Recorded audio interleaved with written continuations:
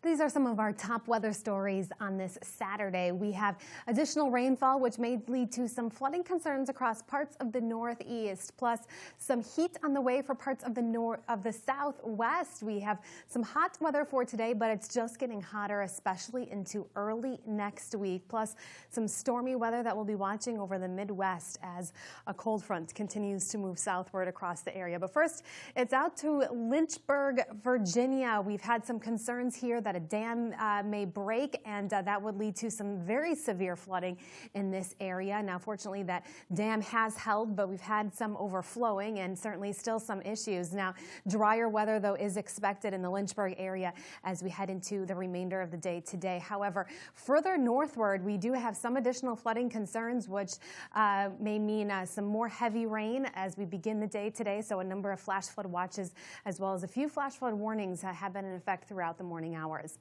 Then we turn our attention toward the southwest, where we have some hot and drier weather on the way.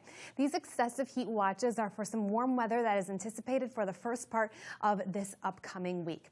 As we set the forecast into motion, you'll notice a cold front that's going to be progressing across the upper Midwest, and it's along that frontal boundary that we'll see some unsettled weather in the coming days, showers and thunderstorms, some of which may be severe.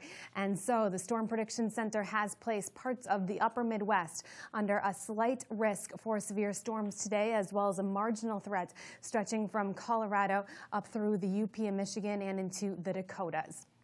90 degrees in Los Angeles today and more warm weather on the way into early next week. Of course, feeling the heat this time of the year in Phoenix as well as we top out at 110 degrees.